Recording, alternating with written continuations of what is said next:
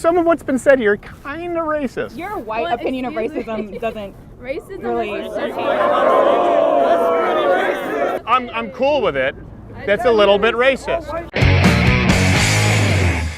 Latest installment of Real Conversations, Change My Mind. The full unedited interview will be coming up soon. I know that's why you tune in. These are our segments where we have full, unedited, uncut interviews, usually involving a topic that's somewhat controversial, just to prove that you can have conversations with people. And sometimes minds can be changed, and sometimes you can part ways. And sometimes just nothing productive happens. Sometimes nothing productive happens. And today's a little bit different because this comes from when we were at TCU. We were doing the male privilege is a myth, which turned into a meme, changed my mind.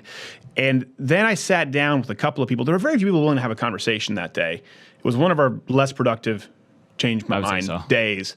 They wanted to go to the white privilege thing. Yep. So we'll show you. Maybe they interpreted the sign as saying white male privilege. Yes, white male privilege. Yeah, that was their thing. And we'll show you that in a bit. And that's what actually spawned a conversation between a black gentleman and an Asian gentleman. They prefer Orientals. And they did not agree with the previous black girl who was talking about white male privilege and how I was not entitled to an opinion. So we'll get to that in a bit. Sounds like she was trying to speak on behalf of all black Americans. Yeah, exactly. And this black guy said, like, I don't agree with that. And so he came up and he spoke and he sat down. They talked about cultural differences with this. You'll see this Asian gentleman there. And it was really fun. This is not really an argument. And actually, I think the black guy was a fan.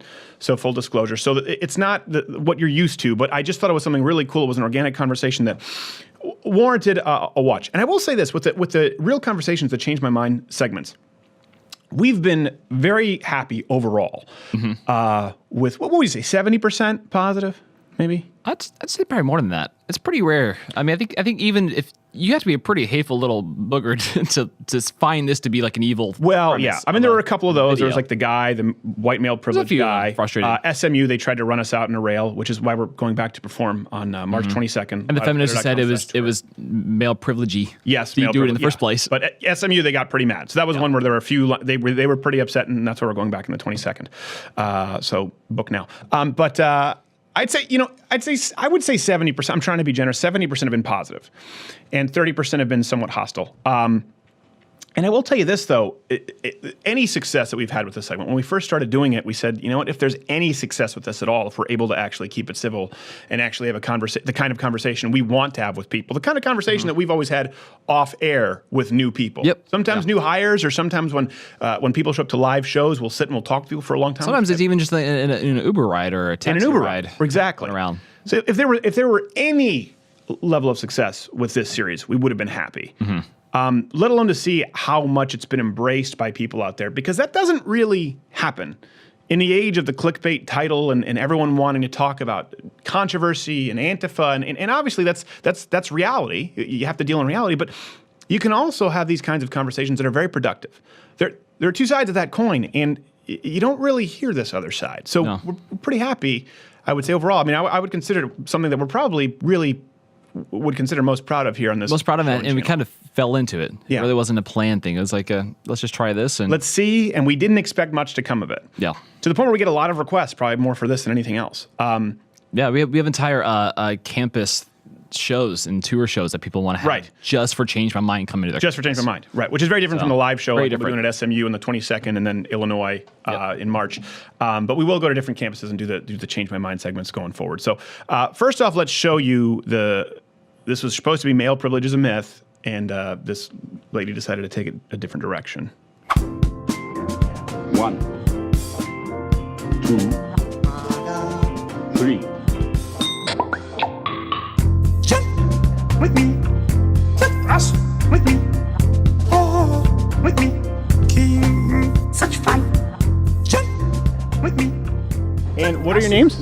I'm Hannah. Hannah? Marilyn. Hannah and Marilyn. Jared, am I good if I? Okay, Hannah and Marilyn. So it's sort of become this neologism, this idea of male privilege, and I know we talk about it a lot on campus, and I've had some conversations with people on campus today. I don't agree with the premise, but I'm open to having my mind changed. Okay, Marilyn, go first. Well, male privilege is definitely a real thing. Okay. Our country country was built by white males and it was built for white males. That's why women and any minority don't have an equal chance of being in politics. That's why most of our politicians are white males instead of representative of the actual population. That's why gerrymandering exists. That's why redlining exists. White privilege and white male privilege and male privilege is a real thing. Okay, so I want to make sure I have this clear. Do you agree with what? Yeah, Okay. I absolutely agree. Okay, sorry. So I'm trying to and balance this with the both of you. Hope you forgive me if I'm not perfect. So, you believe that this country was founded by white males exclusively? For I don't white- believe it was. I know it is. Okay, you know it. So, what would you use to substantiate that? A lot of white males obviously came here because Western civilization. People came from Europe. A lot of white males, but that it was founded exclusively for white males. That's what you said. Yeah. How do you? Male-dominated society. But that doesn't imply that doesn't necessarily equate to design. The Constitution originally didn't mention women or black people or anything or minorities or anything. It only mentioned white men. It didn't specifically say white, but it said men. They didn't give any minorities the right to anything. We had to fight for that right. Who's we? The minorities, women had to, people of color had to, everyone had to, except for white males. I'm sorry, I'm confused. So you're saying that the Constitution, first off, mentioned only white men? I would say It didn't say white men. It said men. Mankind, men. Yeah, this was a yes. term. Again, this is just sort of a colloquialism. Men. The rights were extended to women. You're aware, right? They weren't extended to women. Women had to fight for their rights. No, women never had to fight for the freedom of What? speech or Second Amendment. Well, what do you mean women didn't have to fight for these rights? They literally had marching. Women were hurt for this, like For the First Amendment and Second Amendment, women didn't have for the the right right to to exercise it? vote, for the right to not be treated as property. Okay, so that's interesting that you bring up the right to vote. So you say we fought for it, everyone except for white men. No, some white men did, but Some it white was men. mostly women. So it was and mostly honestly, women and minorities. It was mostly white women at first who didn't include black women. Okay, so who do you believe procured the right for women to vote? Women fighting for it. Really? Yeah, white men wouldn't have gave it to women if they didn't fight for it. So you believe a majority of women you believe were suffragettes, fought for the right to vote? I don't know if it was a majority, but I know women did, and we wouldn't have it if those women hadn't stood up for it. Okay, well, because it seems like we're going through a historical timeline. Historically, that's actually not accurate. The majority of women... Historically, that is accurate. So women actually, the majority of women didn't want the right to vote. It was men who I gave them the told right you, to vote. I didn't know if it was the majority, but it wouldn't have happened if women Okay. haven't stood up in Well- the suffragist movement and fought Well, the for reason it. I bring that up is because you said women and minorities fought for that right, not white Yes. men. When the fact is women actually, as a majority, didn't fight for that right. Many of them fought against it. White men fought for that and were the ones who signed that into law. Because of women, they wouldn't have signed it into law if women hadn't made them sign it into law. But they didn't. The majority of women didn't want it. That's my point. And the reason they didn't want it, by the way, we'll move on from this, was because of the fact that voting came with the draft, mandatory bucket duty responsibilities that were actually not bestowed upon women at that time, and they didn't want the right to vote because it would come with the same responsibilities. It's So women because- got the right to vote, but they didn't have to be a part of the draft or mandatory bucket duty, mandatory firefighting service. So historically, I'm just saying that's actually, it's not really accurate. It paints an inaccurate picture, I know which there I would were disagree. women, there was an anti-suffragist movement. I know conservative women didn't want the right to vote, but it's because of women that they were given the right to vote. And of course, there's going to be people on each side, but there's going to be women who want to stay in the home. But the whole point of women fighting for it is so they have that choice to stay in the home or go out to vote, Sure. or go into the draft if they want to. Well, I don't think respectfully, you fundamentally have a misunderstanding of the draft. It's No, not, go into not war, not the voluntary. draft. I don't believe in drafting anyone at all. I don't believe at you the should time, fight it was for a a part war of that voting. you But shouldn't. at a time, it was a part of voting. That's my point. My only point here is you said it was a society designed by white men exclusively for Yes. white men, and gave some examples which weren't accurate. So let me bring us to today. What rights are afforded in 2018 to men exclusively that aren't afforded to women? It's- And I would like both of you to answer, because I don't want you to just sit there and feel like I don't want to cut you out of this. No, I think Marilyn's explaining it really well. I just don't think you're understanding her side and how Okay. she's saying that it was a two-sided thing. So there are women who want to stay at home and live that life, and there are women who wanted the right to vote, to have their voice heard and their representation. Sure. And I think you want to focus on the conservative side that want to stay at home, and she's trying to say, No, not at well, all. they got the option to stay at home because other women were fighting for their right to vote. No, that's not what I was presenting from my side at all. Yes, it was. No, let me clarify one more time then, okay? And I want to make it really clear, not only for you, for anyone watching. You said this was a society created by white men exclusively for white men. And women and minorities had to fight for these rights, and you use examples as voting, and white men didn't. What I am pointing out is that is inaccurate. White men did, most women didn't want it. So that's a false doesn't mean premise they that don't. paints a false it's a false baseline for today. Because if you say at one point, now I think women should have the right to vote. I'm very glad that we all do. Okay, we can agree on that. What I can't agree with is something that is historically inaccurate. So I'd like to find something we agree on today. What rights today in 2018 are afforded to men that are not afforded to women? I don't believe that there's systemic male privilege today. I'm not saying I could be wrong. I don't believe it though. And I would like to be convinced, or I'm certainly open to being convinced. I feel your male privilege is a myth. I feel like only white men have that male privilege, and that's what the focus should be on. Okay, so there's no black male privilege. No. Okay. We have some black men actually in the audience. Maybe they can come in afterwards. I would be interested to hear their perspective. So white male privilege. Yes. Okay. So what systemic white male privilege exists today? What rights are afforded, for example, to white males that are not afforded to black males, or to white males not afforded to black females? Let's divide everyone by race and gender at this point. In regards to like laws and things like that, obviously the laws aren't like, oh, white men get this privilege and blah blah blah blah. So in regards to like technical terms, it says like men. It's laid out by laws really equally. When it comes to the actual systems, there's tons of black men crowding jails for an eighth of weed, while white men have like weed parties and it's cool and that's their thing, but like black men are automatically arrested for it. So that goes into the whole like police brutality argument. But So can I ask you that? I've never heard of a weed party. you can ask one of them. Oh yeah, you can ask. You mean one of the white males? Probably. Yeah. No, I don't. It's okay.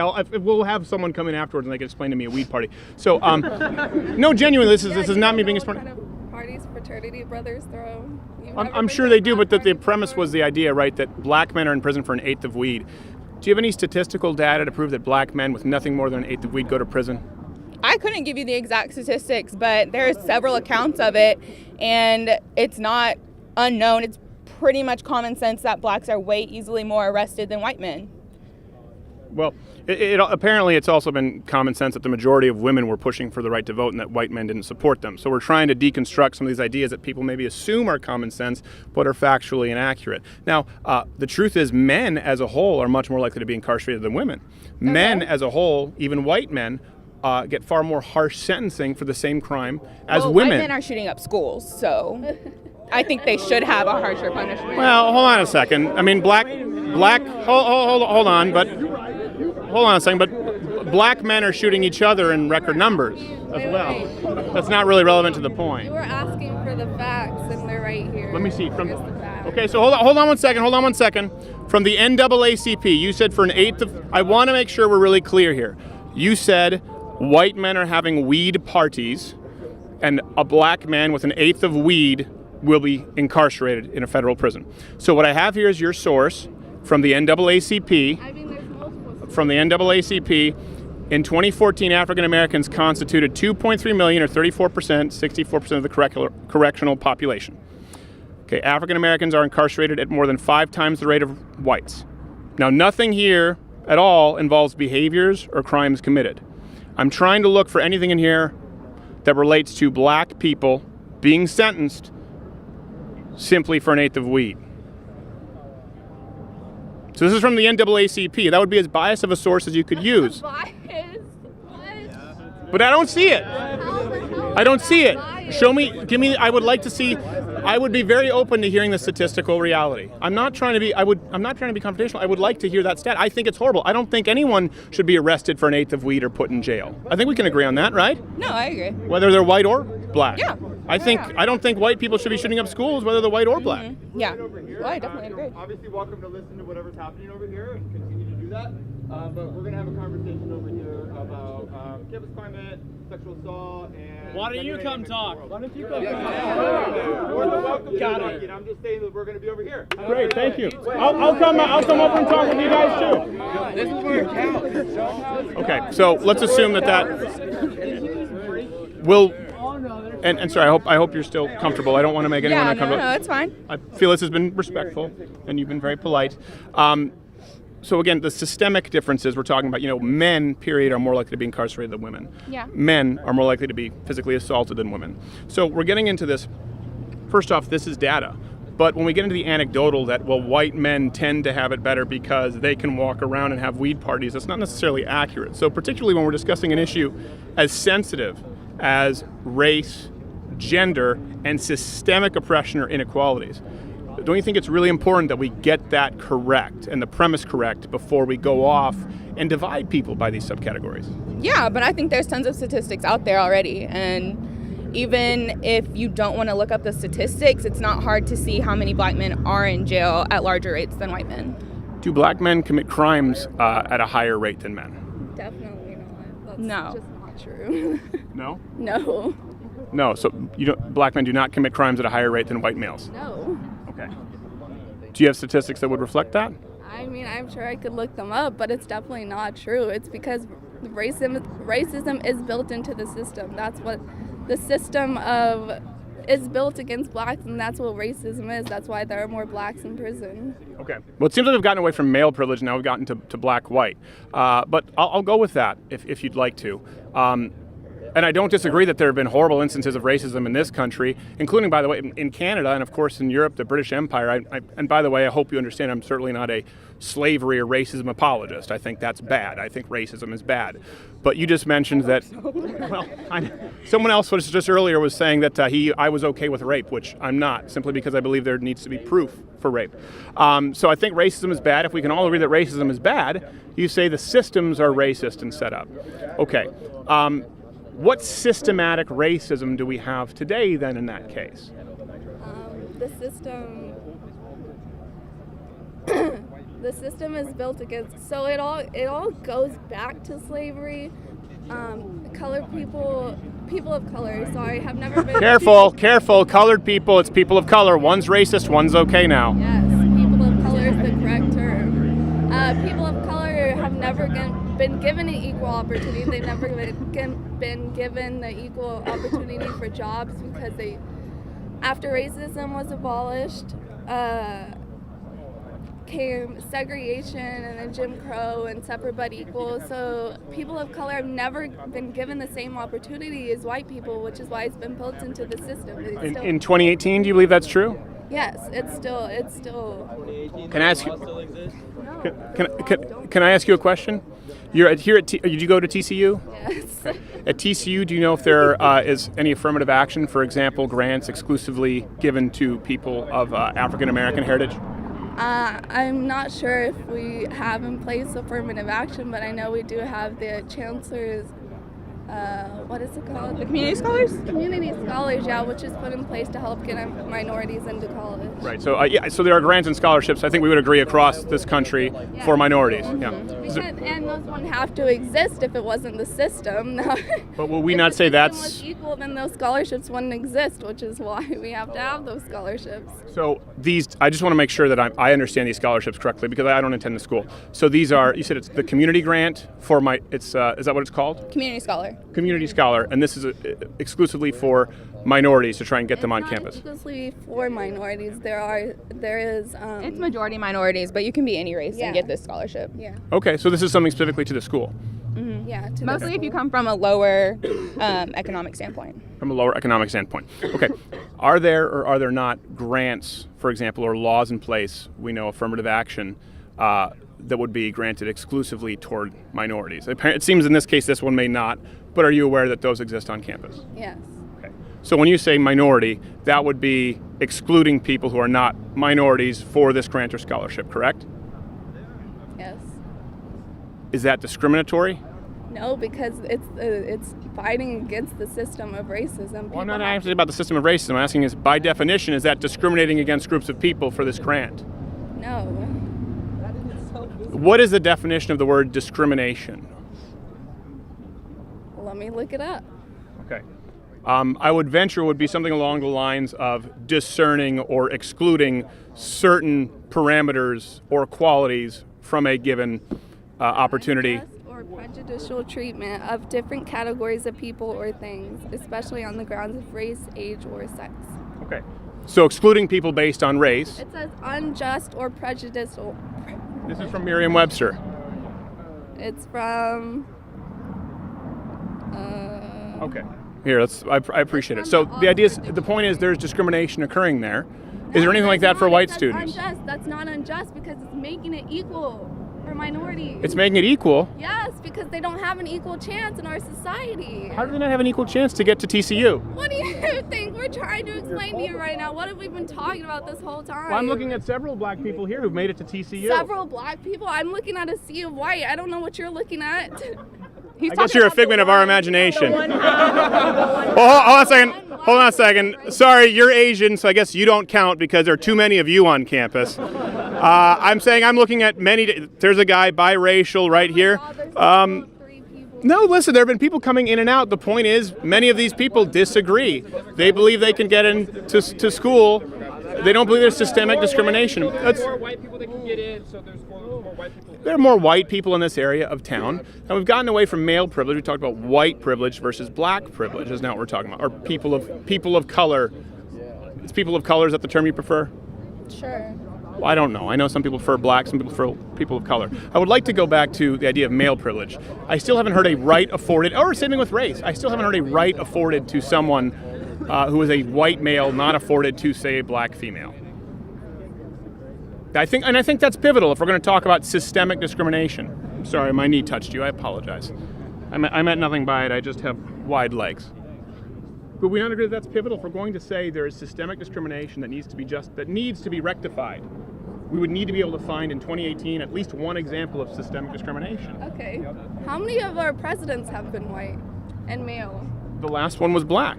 One out Yeah. of 45. One out of 45. And I would argue he was terrible. I would definitely not argue that. I'd argue Obama was one of our best presidents. Okay. That's fine. And isn't it wonderful you can have that opinion, right? You can have that opinion and I can have my opinion, but wouldn't that be proof that there are no more barriers to entry if a black man made it to the highest office in the land? There's a study by, I forget what his name is. Relax. Does she seem nervous? Is that No, him. He needs to relax. Oh, he needs to relax. What did he do? I mean, she's trying to get her point across. He just needs to let her say it, and Relax. it'll be fine. There's lots of countries where they elected one minority president and then went all the way back to electing all white presidents. They say they're Careful, because you're treading on some ground that could make you sound very racist here, and I don't think you're aware of it. Maryland's not going to come across as racist. Some of what's been said here kind of racist. Your white Well, opinion of excuse me. racism doesn't racism really is a system. compare. That's kind of that's a little that's Okay. I'm cool with it. I That's just a little wanna- bit racist. Okay, I just want to get out here that reverse racism isn't real. I know you're all gonna yell at me. No, I didn't. No. Listen, I would never use the word reverse racism. Saying your white opinion racism doesn't matter is not reverse racism at all. No, It's not that it racism. doesn't matter. It's just it doesn't compare. Okay, how so? Like How you're would my trying to opinion tell be- her what she's saying is racist. That's No, like I said it could come across racist saying they never vote in another black president again. How people don't ever vote back. You know, that could come across as racist. How? Because of such a poor performance from a black president would be the No, implication. it But his wasn't poor I don't think performance you're is like racist. your I opinion. don't exactly. It is my opinion, and it was the opinion of many, many millions of Americans who voted in an old white guy, unfortunately, over a woman. Sorry, maybe we'll have a female president next go around. I'd gladly vote for a female president. I actually was a Carly Fiorina guy. I really liked her. I think she would have made a fantastic president. But I do find it interesting right here where you just said that your white opinion isn't comparable. I don't. The word comparable is interesting to me. Why would you use that choice of words? Because what is your understanding of racism in comparison to somebody who's a person of color? We're both human beings with opinions on an issue. Yeah, but you play into the system and we're trying to fight against it. So why would How would you know that I play into this? How do I play into the system? you're a conservative Republican? Like you You don't know anything about me. You're sitting here saying that male privilege is a myth Yeah. and that rape culture isn't a problem on U.S. campuses. And so you just said I am a part of a system which you just declared racist. You said I'm an active part in a racist system. That's a really terrible thing to say about somebody. Well, is it It's true. untrue? Yes. No. Then prove it. Well, you want me to prove? Okay, you want me to disprove your prejudicial statement based on my race? Let me give you my best shot. I'm actually a French Canadian, or an English Canadian who was raised in French Canada. Are you aware of the language police? No. Okay, so let me talk to you about a little bit about discrimination. We're actually not allowed to attend English schools. We're not allowed to open a restaurant with an English sign if there's an apostrophe S. They thought I was disabled until the 4th grade because I was forced to go to French schools and learn math, geography, and history in French by law, because if you are born in Quebec, you have to attend French schools. This comes from a theory they call pure laine, which means pure wool, pure European French blood wool. And so this is actually something, it's enforced by the language police. Where I grew up, they thought I was learning disabled as an English Canadian, being forced to go to public Catholic schools at a Protestant English-speaking Canadian, and they thought I was learning disabled until the 4th grade. I lived in an 82 Datsun for several months as I tried to make something of myself and dropped out of college and moved to the United States when I was 18 years old. So I certainly wouldn't say that I'm someone who's been raised in the lap of white American Republican privilege. By the way, there are no Republicans in Quebec. There are only liberals and liberal separatists. None of what you said had to do with racism or anything. It had to at do with all. discrimination, with prejudice. Okay. I would say there's an English-speaking. But you're still a white man in this society, so you're good. Your privilege is safe. I would say this, and you're not going to like this, but I would say a white male, regardless of white, male, black, I would say white-speaking English Canadian living, being raised in French Canada, yes, would face much more systemic oppression than you here on college campus. Really?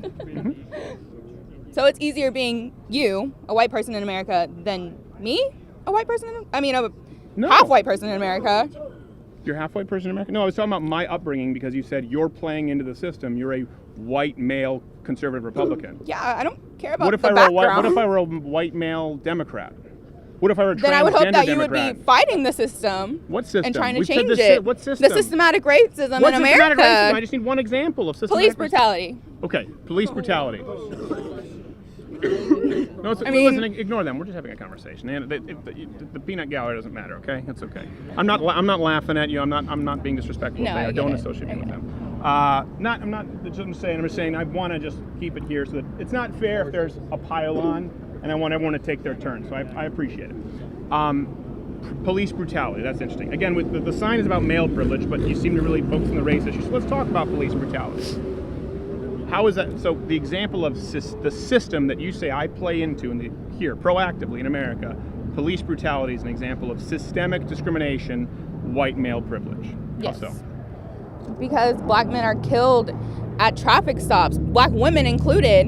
I mean, there are unjust killings in jail that mysteriously, these men kill young black men and then walk free.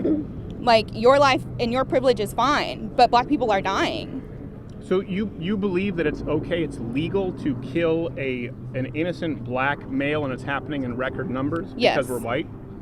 Not because you're white, but because the system is racist. What if I were to tell you that statistically that's untrue? Then I would want to know the statistic.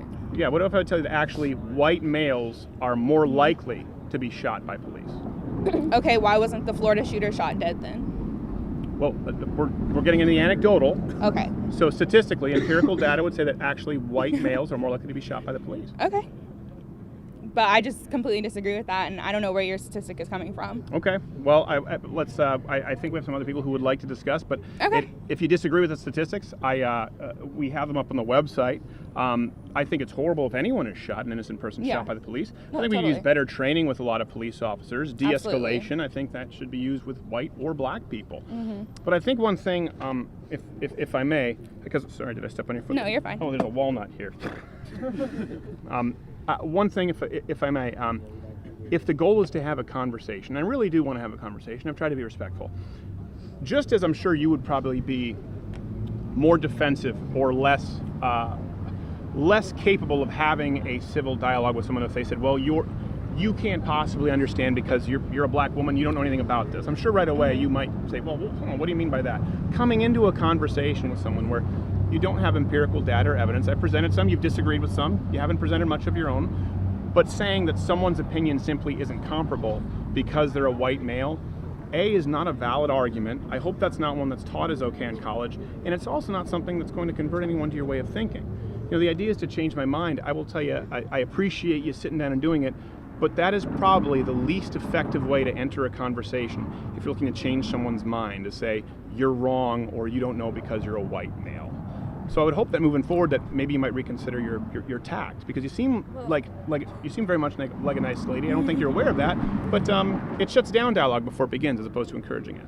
She was, I think, I'm not going to say what she was trying to say, but I'm going to say I think what she was trying to say is you don't understand what it is like to be oppressed because you are a white male. Mm-hmm. White males are not oppressed. Yeah. First off, I'd like her to explain her position. No, you don't I need to agree explain exactly it for with her. what Marilyn said. It seems a little like, what do we call it, white-splaining? I told her, I said I think this is what she was trying to say. That's why I didn't say I think this is what she said. But do you not believe that she can articulate? I don't want her to feel as though she's being misrepresented. I'd I like her to don't. articulate her own thoughts. I feel totally fine. I agree with what Marilyn We're said, and that was friends. what I We was saying. know. Let me ask you this, because we've talked about data, we've talked about the facts, which you said you don't have in front of you, but let's not take my word for it. So you just said white men can't know what it's like to be oppressed. Do you believe that as an emphatic factual statement, that there are no white men in this country who could know what it's like to be oppressed, or maybe haven't had some hard breaks? They've had hard times, but they're definitely not oppressed. Okay, that's fair. I appreciate it. I would disagree. I think everyone has privilege in different facets, and I think on campus, I think women, people of minority people have privilege that the average white male here probably doesn't. What privileges do we have that they don't? Scholarships, grants, the ability to They shout have- people down, tell them they don't don't have a No, right no, to an no, no. opinion because they're a No. white male. No. I would never even dream of telling either of you that your No, opinion wait. is invalid because Stop. you're a Stop. woman, Stop talking. you're black. Stop talking. No, that's not allowed. You're not allowed to tell me to stop talking. Sorry. If I were to do that, you'd say that that's white me male explain- privilege. let me So I appreciate it. The explain. conversation is kind of over. It's No, not going no, anywhere. it's not over, Thank you. actually. It's over. How are Thank we- you. How are we given scholarships that all these other people didn't have the right to get? We earned that. We were in the top of our class. That's how we earned those scholarships. We were smart. We were smarter than them. That's how we earned them. Well, then We what? weren't given it 'cause we're Then let's women just or 'cause great. we're minorities. I think everyone on here is on board with scholarships for the smartest people in any class. You just said that's Male, one way we have male, privilege. female, black or white. I don't think race or sex should even come into the equation. So good, we agree. We found common ground. Thank you very much. That's- Now, like you said, she just sort of, I guess, claimed the mantle of all black people, though. She was black-splaining. Yes, she was black-splaining, which I wouldn't know if she were because I'm white. If you're black-splaining, it's probably out of necessity. Sometimes I find myself going down a rabbit hole of the internet. You know, I know that there's some white Americans who are completely out of touch with black culture. Sometimes I go over to World Star Hip Hop. It's like a whole new world. I'm not gonna lie. It is. It's like it's one of those things you're like, this has been going on this entire time. This is even when I'm not watching, this is still a thing. all right. Okay. I think I'll about never that. be out of touch. But this was really cool. A black guy and an Asian guy who were there. And one thing I will say too with the Change My Mind segments, we've talked about how the left is willing to just boom, shout out and yell a lot. And we'll go 3 hours sometimes, like 45 minutes, 2 hours. 3 hours is exaggerating. Call it 45 minutes, 2 hours, no one. And then one person sits down, and then liberal professors and students, you've seen it, they start yelling. Yep. In this instance, there were a couple of times where I was talking with them, those two girls there, and I don't know, I said something, I made some point, and someone chimed in who was on the right, you know, more conservative leaning, and I said, "Hey guys, listen, I don't want to do a pylon. Let's let them finish their thought." And you could, I don't know if we have a shot of the audience. You could see the audience, the conservatives going, and everyone got quiet. Yeah. They didn't go, "Oh damn," and jump in. They all went, "Yeah, you know what? That's right. The whole purpose of this is two people having a conversation." And that to me, again, it was just something I thought, wow, this is really cool. People actually acknowledging, yeah, we don't want to be cowards. I think that is something that's kind of been an illuminating thing for me, is seeing in action, in play, this idea that the mob mentality of the left, where they kind of have to congregate together to Right. bully and overpower somebody else's voice to kind of shout someone else down. Whereas conservatives, I think, tend to be more apt to just saying, hey, let's let it breathe. Let's just see what happens here. Yeah. Back off. Let's let these two people discuss our ideas because we believe in the ideas. We don't think we have to shout someone down Right. until they concede. We just think, let's see the ideas play out. Yeah, and you see that a lot. We were obviously the teachers called the patriarchy. They called the police on us, even though we had permits. So this has happened. We've had permits, at SMU and at TCU, TCU. and we were in, I believe, in Vermont. And it doesn't matter sometimes. So that's why we have the permit. We're running out the big theater on March 22nd to do SMU, and it can try and run us out in the rails. We welcome it. But so that was pretty cool. And then this organic conversation was sort of, it spawned from basically a black guy saying, I don't agree.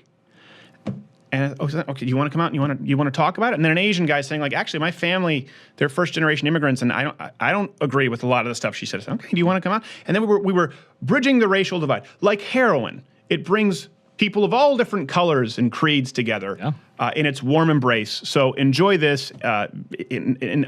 I guess unpredictable. It was not something that we had an impromptu non-frontation change my mind with a black and an Oriental. Saying somebody stepped up and take their shot. Oh. Let me. You know what? Could you sit down for a second? Sure. Token black eye. I'm joking. What's your name, man? Sean. All right, Sean. So Sean, I find this.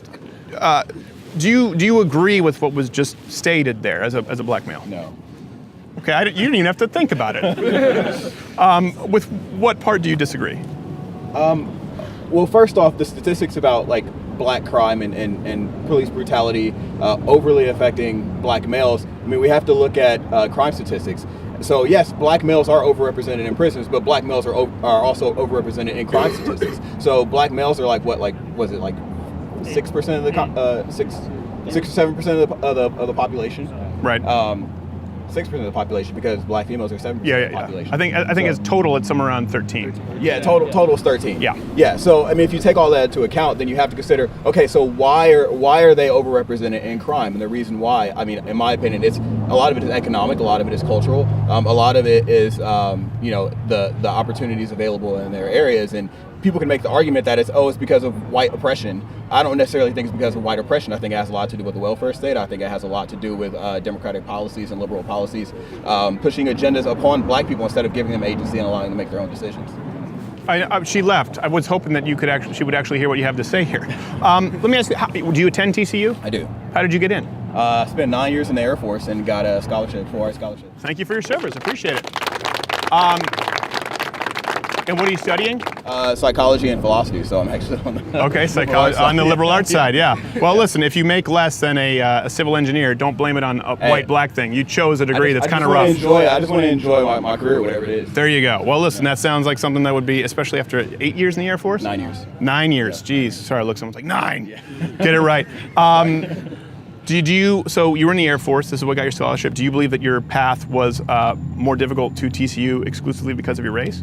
No, I don't think it's because of my race. I think it's because, I was raised by a single mother. My dad left when I was really young. Sorry. My mom had to work really hard to, just get me through school. I made really poor decisions early on in life, and the military is really the only way I could go. And honestly, I learned a lot in the military. I got a lot of, I learned responsibility. I learned taking responsibility for my own actions, and I learned agency and taking pride in myself. And hard. Yeah. How do you feel about? I'm not totally aware of the scholarship specifically to TCU, but I think everyone is well aware of, and we can agree that there are scholarships obviously afforded exclusively to minorities or women not afforded to, say, the white male. Yeah. How do you feel about that as a black man? Do you think that helps? No. Actually, we were just talking about this. Actually, I was. Well, the Asian, you can't talk with him. They're over. They'd be dominating every math and science department there is. So I just came from the Bay Area. Got to build a wall around their neighborhood just so we can keep some people getting degrees. For crying out loud. It's that Asian privilege. Yeah, I know. I just came from the Bay Area in Silicon Valley, and I mean, you see there, like, Asian prosperity is huge. Oh, yeah. They're doing really well, and like, good on them. And I think, like, honestly, if the black culture adopted a lot of those tenets of like Asian culture and like, hey, suck it up, like go out there and get it and do it yourself. And like, it was interesting, like a lot of rappers supported Trump, And they said the reason why is because they said, you know, that's what Trump is about. He's like, go out there and get it, make your money, do what you have to do to make your money. Right. And I think like that's, you know, people talk about that, but they don't really go out and do it. And like, there's not a lot of talk about different ways and diversifying your means of income. Yeah. There are a lot of opportunities out there if you just go out there and look for them and get it. And honestly, like, people are willing to give black people opportunities.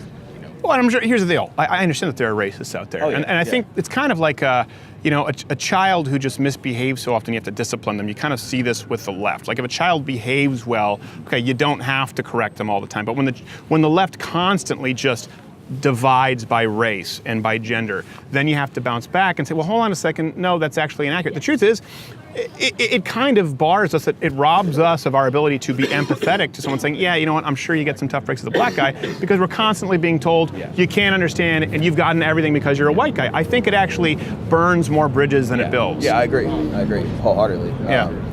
I mean, what do you think Asians think when they're saying you're too much? They're actually that, you know, they only allot a certain amount of Asians into certain programs. I'm sure you're aware of this. I punished 3 to 5 ACT points, you know, 0.5 GPA going into college. Like, I applied to USC. Me and my friend, and he's African American, I'm white. I'm Asian. We basically had the same exact demographics. You forgot? I'm white American. And I had a 32 and a 4.5, and he had a 27 and like a 3.8. He got it, and I didn't get in. And we had basically the exact same everything else, just because he was African American, I was Asian, and I got penalized because of my privilege, because I was overrepresented academic scholarship. Yeah. Well, you know what? Actually, here, if you want to come up, no, you can stay here. Both. Let's get like buddy cop, like a buddy cop film. Sorry. What was your name, sir? David. Sorry, my hands are freezing. Hold on, the lips aren't blue. You know, it's funny that you mentioned that about your ACT scores and how your friend who was African American got in and you didn't. This is one thing that I've always, and I'm glad we finally, we can bridge this racial divide. It's like the black and white cookie, Seinfeld. When you think about that, right, they start locking Asians out because you guys do very, very well academically. Yeah. What do you think that does to the relationship between Asian Americans and black Americans? That's always a concern of mine. I mean, the same thing with white Americans, but particularly, listen, I grew up in Canada, and I'm not gonna lie, a lot of Asians behind closed doors, little bit racist in Canada. I'm sure there's some of that here too. It seems like it would strain relationships, not really bring people together. Yeah, I know that because the Asian culture is very academics first, like academics averages, like with the whole shaming your family kind of like concept you see with like white culture, right? Like white media, like they talk about why you not doctor yet, that comes like kind of like racist stuff, yeah. Which is actually can be very true. So and I know the African American, especially in the inner cities, like academic excellence and achievement is very shunned upon, especially with like the gangs and stuff like that. Yeah. Like that creates a big divide, especially on like the income, like ethnic, like the top four ethnic groups in America, like the top earners are all Asians, Indians, like Japanese, Thai. Yeah. And the bottom tiers are African Americans and Hispanics. And I think it's just it's not because of the systematic racism in America. I think it's all culture. Well, he said like his dad left. I'm really sorry about that. But like. The African American single motherhood rate during the civil rights movement was what, like 13-50% depending on the city, whereas now it's upwards of 70-80% in the inner cities, and that's not because of racism from white people. That's because of the shifts in culture in the inner cities. Let me ask you, do you agree with what he's saying there? Yeah, I do. Yeah, I mean, I think a lot of it has to do with the soft bigotry of low expectations.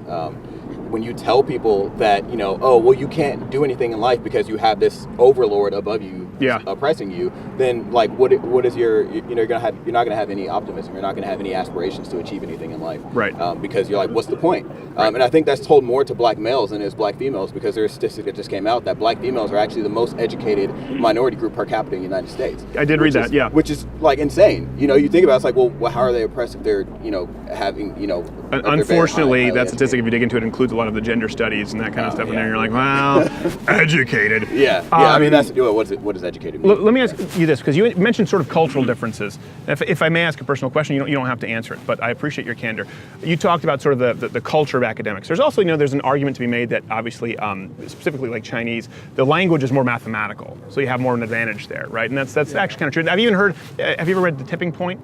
Where it talks about actually the difference in crops between like corn and rice, and how sensitive rice is and how meticulous you have to be when you're cultivating rice versus corn, which is kind of a yield anything crop. So there are cultural differences there that would place emphasis on mathematics, on sciences, but there is a very notable cultural difference, as you talked about, with families where fathers tend to stay in the household with Asian families. So let me ask this, given all the other cultural differences, and this is why I ask, I know you brought it up yourself that you were single mother household. Do you think that having a family structure like you had, having your father be there, would have been probably the biggest determining factor in giving you a leg up compared to everything else we've discussed? Yes. Yeah. Sure. Just having that kind of like that like stern kind of figure in your life, that that stability there. Right. I definitely think it would have helped because I didn't. And people talk about like there's no biological factor to gender, and that's absurd. Because having a man in the house has a completely different impression on children than otherwise. Because when my uncles would come over, I would kind of tighten up right away, like oh don't act out. Yeah. And I think most people that have fathers in the household, like that's their that's kind of the rock. I mean most men or boys when they get into puberty, like they're not really afraid of their mother anymore. I mean I definitely wasn't. So yeah. I was. My mom was French Canadian. Mom on the show. Yeah, she's French Canadian. She'd give me a swat if I needed Yeah. one. It's interesting. Earlier, you said something too. You were both sitting there and you were kind of laughing. You said something to the effect of, maybe you can correct me if I'm wrong. You said something like, "I'm black but people don't think I am once I speak." Yeah. What do you? It's interesting that you said that, and you were so. What do you mean by that? So I grew up in California, so speaking without ebonics, without slang, isn't abnormal there.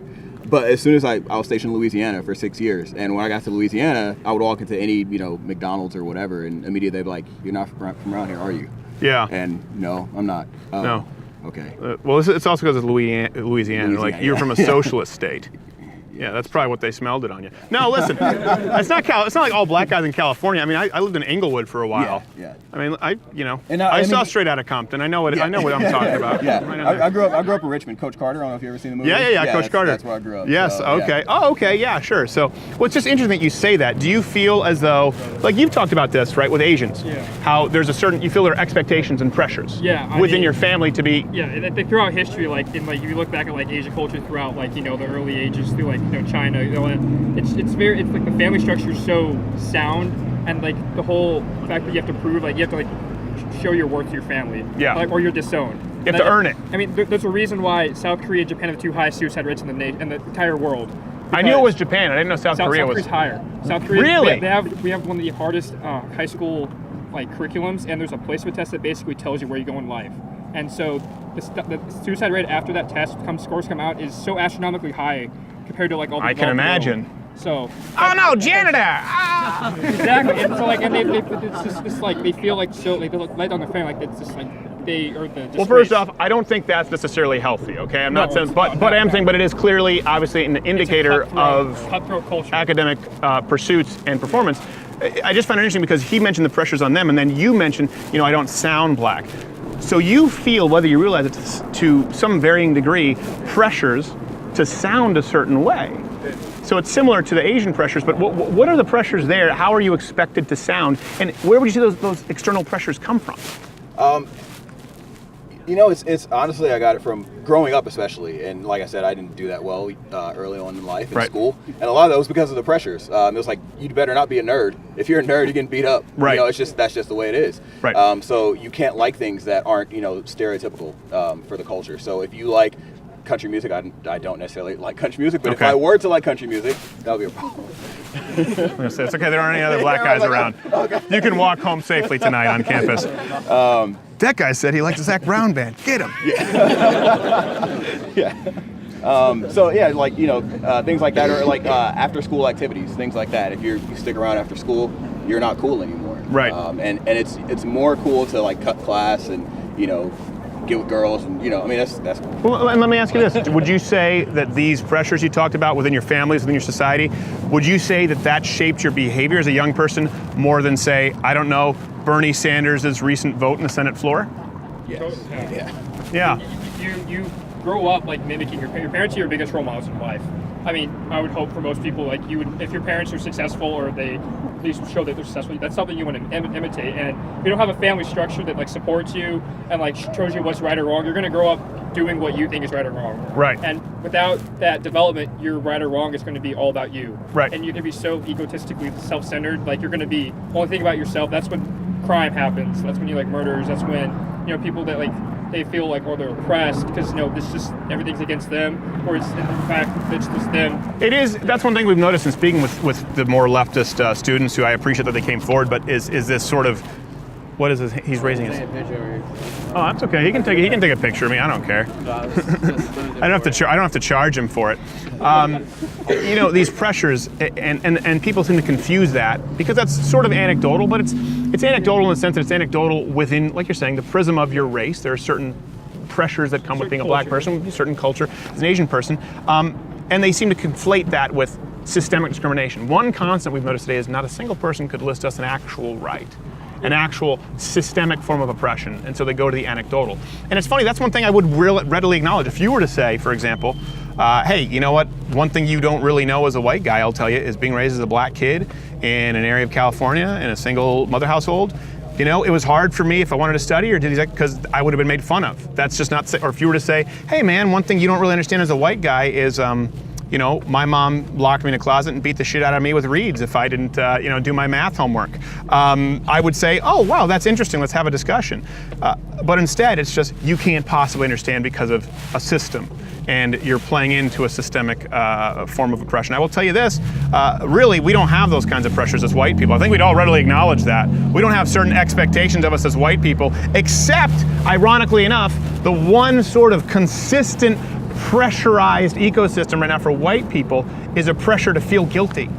And that's what we've had today. Everyone who's come up has tried to tell me to feel guilty for being a white male, to feel guilty for a rape that may or may not have occurred with no proof, to feel guilty because someone was sitting here who was a black female. That's the pressure we get, and that's not healthy because it just creates resentment. So I'd say if you do want to debate about anything, I will say if there is a white privilege, that is the white privilege, that you aren't dictated to based on your race. Yeah. With the Enlightenment, you got individuality. You can be yourself. You can be whoever you want to be. And people can judge you for it, but, you know, like it's no big deal. Like, it's okay to be whoever you want to be. Right. And I don't think that's the case for a lot of minority groups. I think that's true, and I think that would be an interesting conversation to have.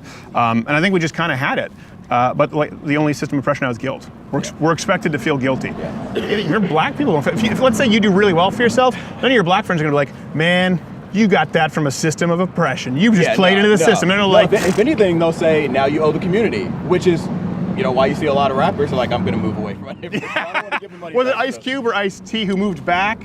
And then he moved away 3 months later. He's like, you know, I went back and tried to help my community, but turns out my community really likes to steal my and he left. Yeah, so, all right, well listen, this is totally off topic from what we were doing, but I heard them speaking on your behalf as minorities, and man, I appreciate you guys sitting down and talking. This is awesome. Thank you, man. And thank you for your service. Thank you. Hey, did you enjoy this video? Here's the thing, you're here, this is the end of it, so we don't care because you already watched it, but if you really didn't like it and you want to justify it, leave a comment below telling us why you didn't like the video. And if you liked us, let us know, and subscribe to the channel, because that lets the overlords at YouTube know that, you know what? You're all right.